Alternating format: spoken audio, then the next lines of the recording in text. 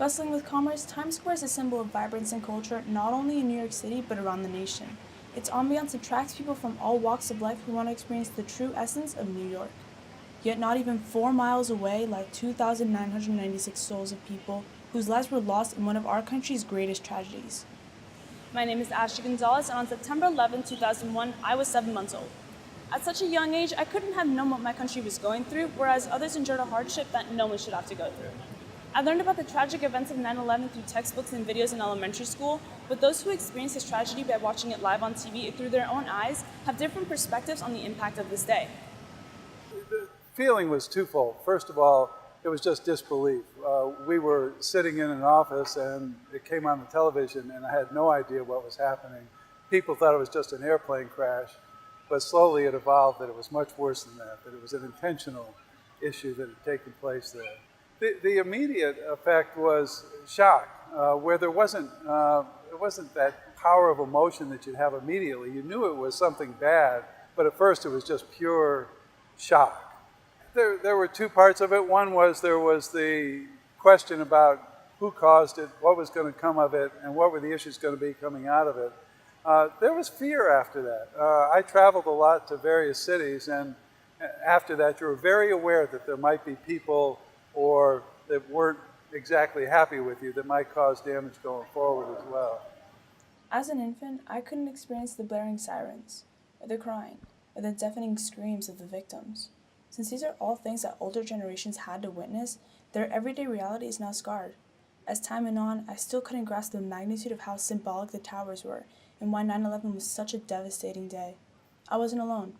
Throughout my childhood, I was always amongst other children that also sat through the moments of silence, not knowing the full significance of that day. Well, I wasn't there whenever it happened, so I didn't see it like on TV or anything, but I do know that there was probably a lot of fear and terror whenever it did happen, and people were watching it on TV and they weren't sure what happened or what was going on or whether they were safe or not.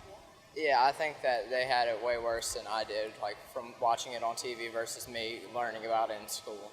So I definitely think the older you were, the more you understood the situation and it affected you greater. But as for me, since I was so young, I think that it still affected me because I saw what people were going through. Like growing up every single year on 9/11, we were like, had to watch what happened on like the projector screen in grade school and stuff. And like, I feel like they don't really do that as much. They don't take it as serious as much from someone who like wasn't even born. Like it's kind of something that is a little bit joked about, but it is a very serious matter.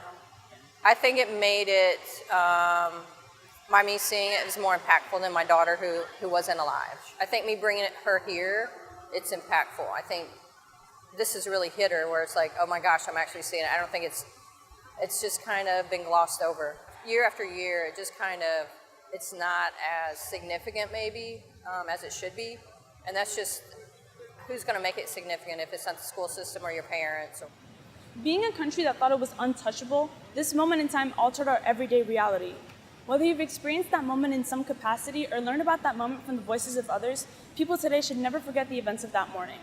Being able to reminisce on the past is pivotal to transcending this new mindset into the future, not only here in New York, but also throughout the rest of the world. This has been Ashley Gonzalez reporting. For the past 7 years, West Broward High School has been home to Bats Against Breast Cancer. Not only is this a thrilling baseball tournament, but more importantly, a community event to help raise funds for breast cancer treatment. Although breast cancer is a national epidemic, keeping the money raised locally gives those who donate money a sense of security and pride when they are able to see exactly where the money is going. Originally, it was Coach Ambrose's idea that he wanted the boys to give back to the community. He wanted to do it with the event of breast cancer. He felt he was very passionate about it. We came up with the idea of doing a fundraiser, and he originally thought about giving it to breast cancer research. And I came into play with working at the hospital and saying keep the money in the community so that it's helping people that could live next door to one of the baseball players or an aunt or uncle that are related to one of the baseball players, instead of putting it nationally, keeping it locally and it being funded 100%. There's no overhead in the foundation. There are many ways to fundraise for breast cancer, but baseball allows the players to have a little more purpose to play than normal. The drive to support a patient surpasses any other type of motive that is usually found in more common fundraisers. Well, this one stands out very different because we have teenage men that are contributing to raising this money. Instead of it being the girls cheerleading or the girls walking or whatever other way that they may raise, we have the young men contributing to an important cause that unfortunately 1 in 8 women will have this disease, and they will come in contact with someone during their life of having this disease, and now they can learn the face of it and how to participate and give back to their community for such a great cause. The amount of work that goes into planning doesn't go unnoticed, and seeing the final results makes the event worthwhile. It encourages participants to do it again the following year, and gets others excited to attend and put money towards a great cause. There's many, many hours that go into getting this event to be what it is today, and I get to help on the side of it being raised as much as it being used. So when the patients come in to need a lymphedema sleeve after surgery for their arm, or they've had a breast removed and they need a prosthesis, I am also a fitter, so I see it give back to the community on the other end. The feeling of changing someone's life, only for the better, is irreplaceable. Without Bats Against Breast Cancer, the patients in Broward County may never receive the treatment they need.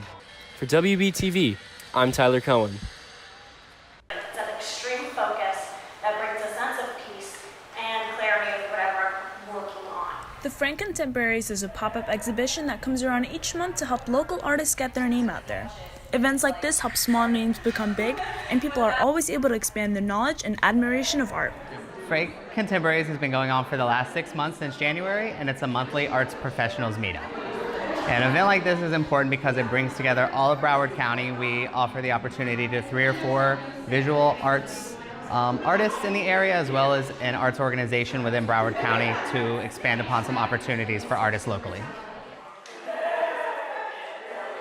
Events like these not only offer new opportunities for artists and buyers alike, it also helps to bring communities together, such as art fanatics or simply people from your town. There's a lot of artists, and in Miami and Broward County, there's a ton of them, and there's only so few opportunities to show, especially as an independent artist. We did it through a submission process, so they were able to pair us with artists that complemented each other. So I'm showing a variety of work, I do a lot of different things, and it worked well with the other artists showing. Each artist has a goal of either making a name for themselves or being able to give back to the community. Their artwork is what constantly drives them to keep coming back in a world that doesn't have many opportunities for artists to flourish. Well, it's important for local artists to come out to evenings like the ones here at the Frank, because it gives your community a chance to see who's around and the talent that's out there. Like, I'm in graduate school, and I can still show my work and get other people interested in it in a very beautiful venue. With events like this one, artists are not only able to show their passion for the arts, but are also able to allow others to get a glimpse into the colorful life of an artist. Reporting for WBTV, I'm Ashley Gonzalez.